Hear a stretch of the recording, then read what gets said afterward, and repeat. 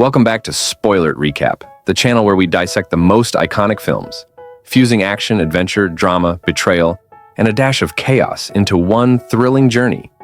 Today we're diving into Ridley Scott's masterpiece, Gladiator, a 2000 historical epic that redefined the action drama genre. Expect a few spoilers, after all, it's in our name. So grab some snacks and join us as we venture into the heart of ancient Rome.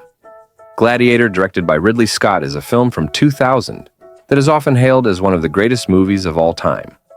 The narrative unfolds in 180 AD in Germania, where the Roman army, under the command of Maximus Decimus Meridius, is on the verge of concluding their 12-year campaign against barbarian tribes to restore peace to the empire.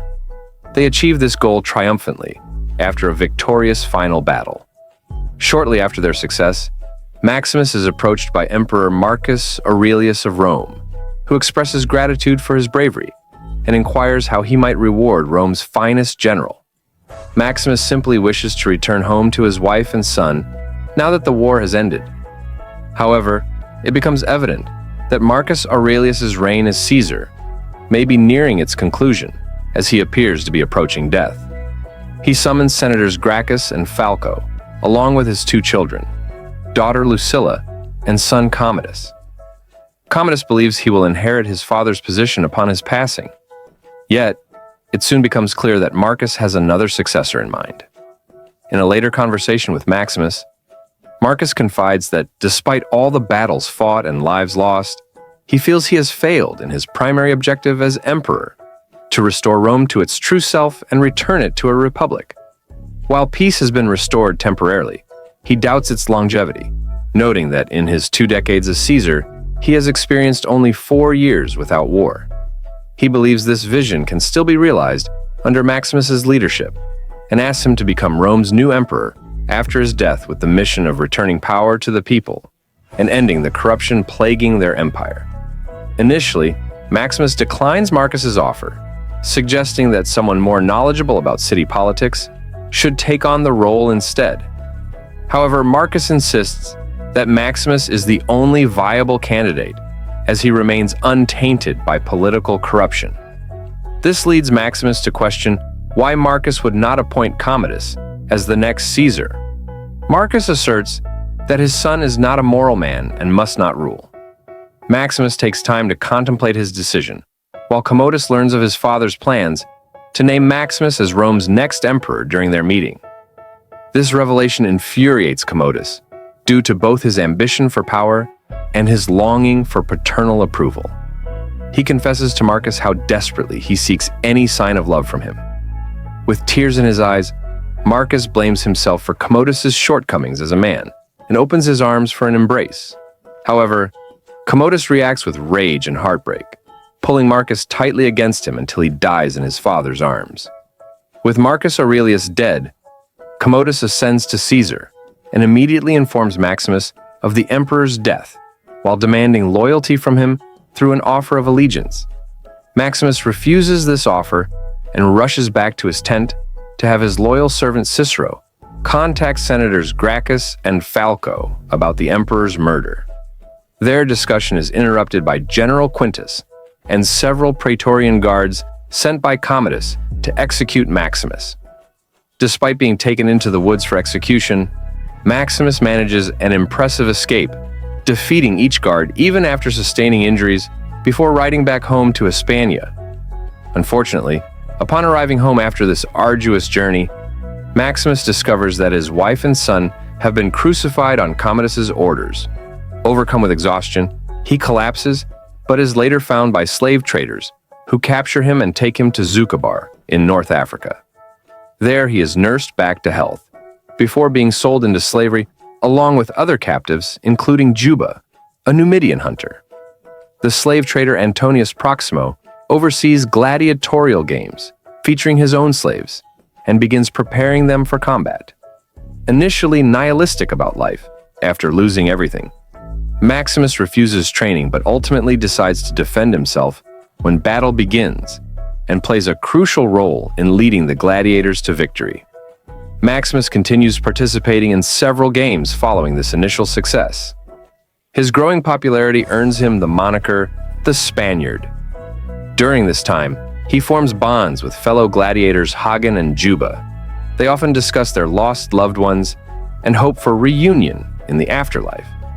Meanwhile, back in Rome, Commodus has largely neglected the needs of his citizens, while focusing on securing their admiration with plans to dissolve the Senate so that he can rule unopposed alongside Lucilla.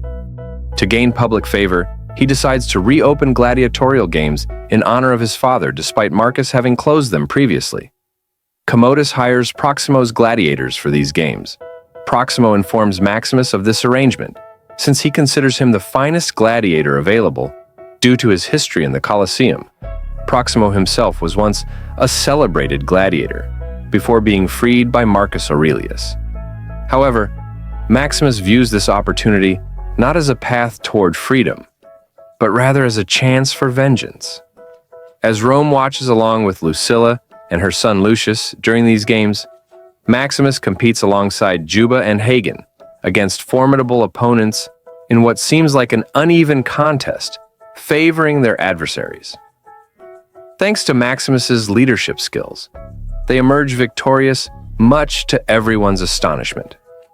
Commodus is impressed by their success, but grows frustrated when he discovers that beneath the Spaniard's helmet lies Maximus himself, alive against all odds and beloved by the crowd.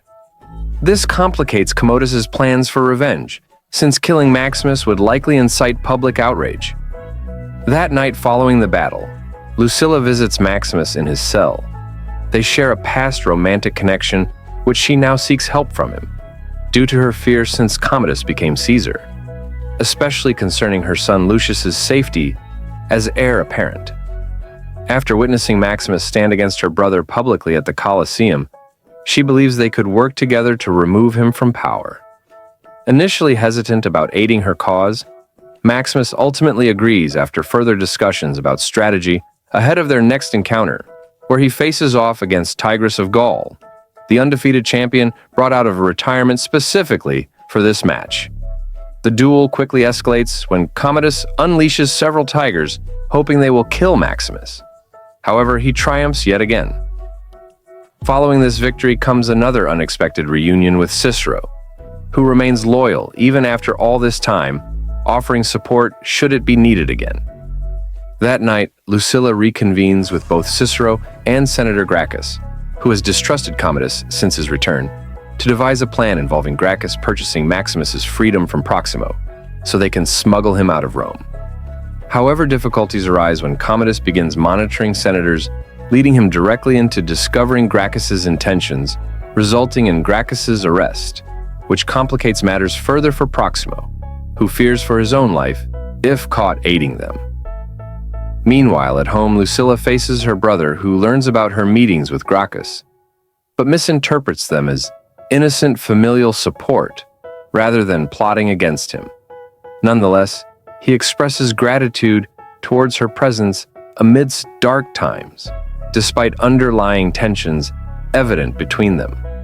Determined not to live under such oppressive circumstances any longer, Lucilla persuades Proximo into proceeding with plans for Maximus's escape, arranging for Proximo open gates at night, where Cicero will wait outside with horses ready for flight. Maximus thanks Lucilla for risking everything.